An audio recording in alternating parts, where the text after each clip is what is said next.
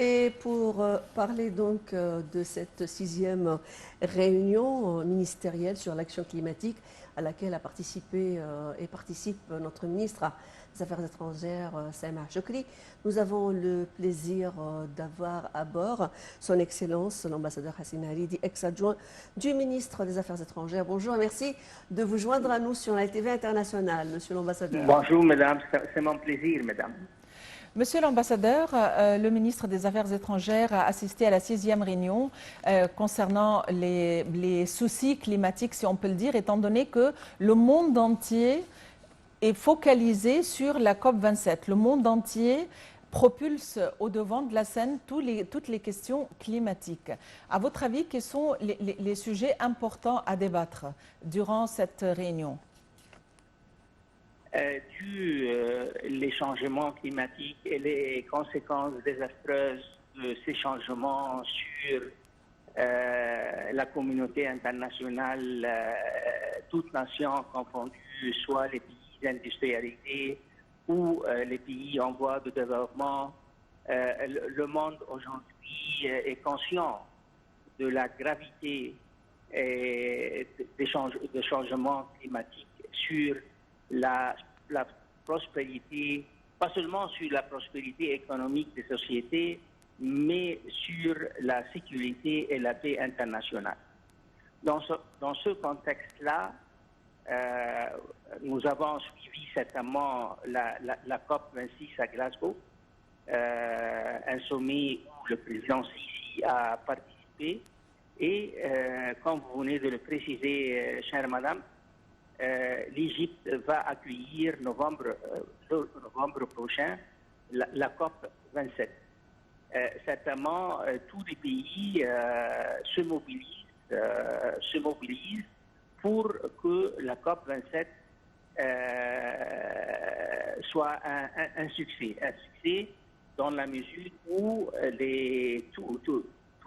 tous les pays vont se consacrer une nouvelle fois à une liste des objectifs à réaliser pour combattre, pour lutter contre les changements climatiques et le réchauffement climatique. Et l'Égypte, de son côté, a déployé ou déploie tous ses efforts pour que la COP 27 soit à la hauteur des attentes de la communauté internationale et plus particulièrement des Nations Unies à propos de les changements climatiques et comment sauver la planète des conséquences d'un tel réchauffement.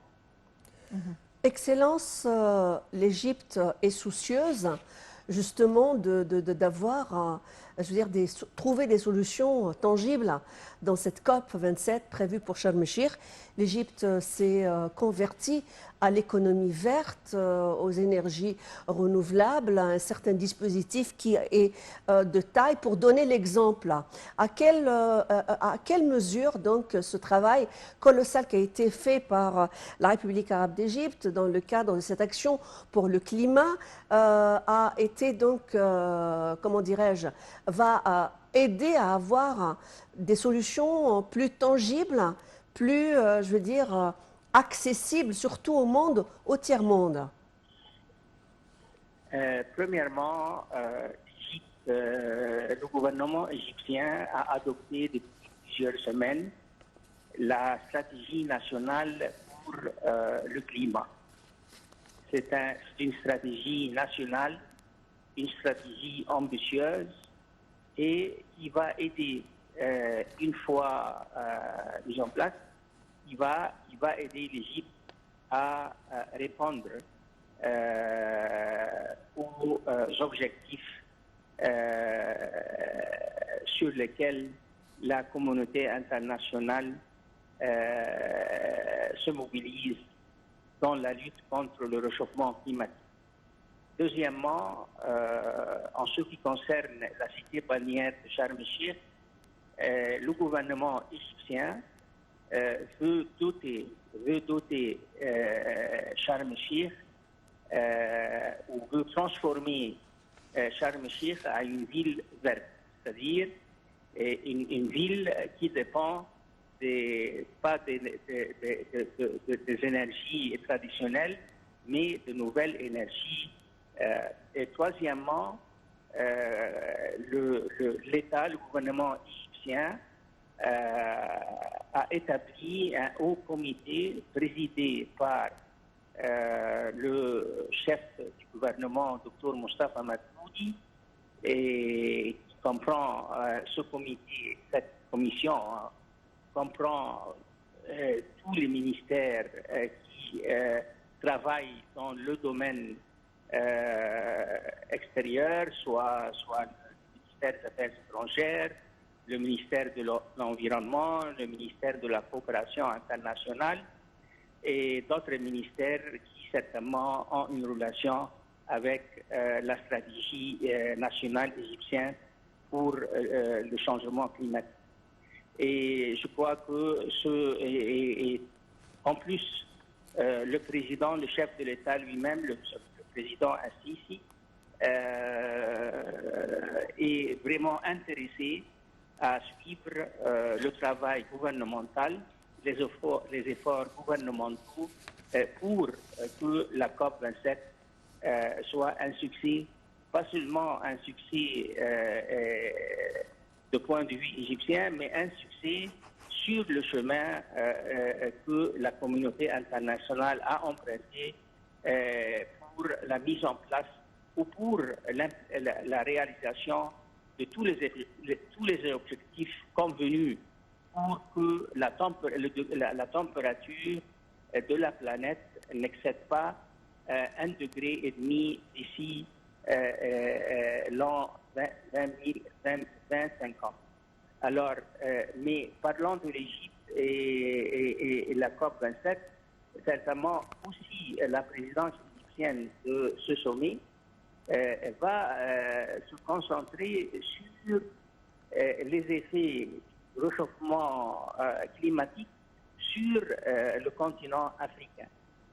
Car le changement climatique impacte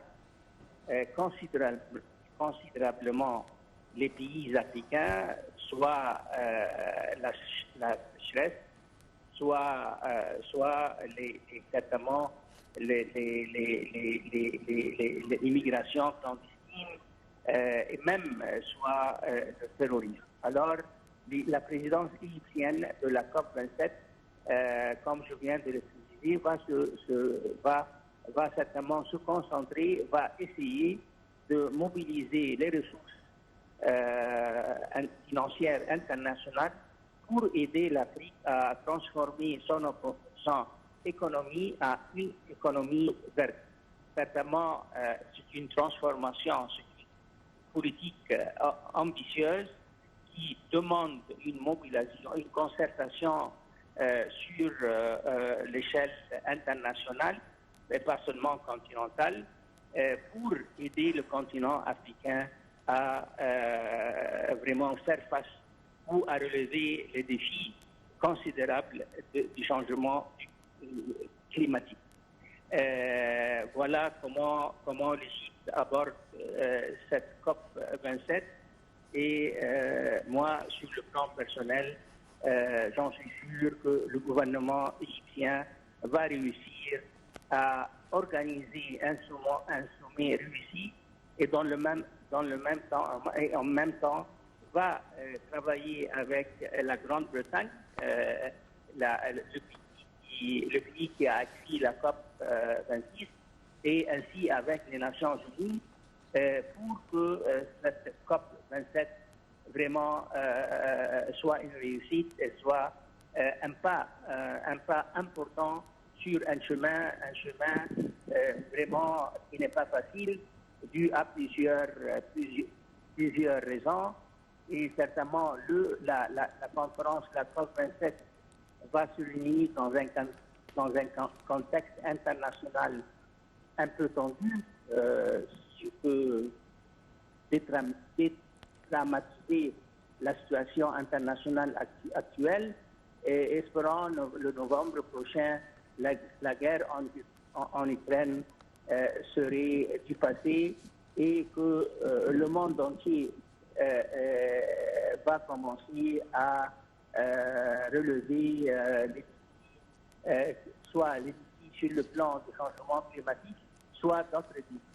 Oui, Monsieur l'ambassadeur, Excellence, Monsieur l'ambassadeur Hassan Haridi, vous êtes l'ex-adjoint du ministre des Affaires étrangères.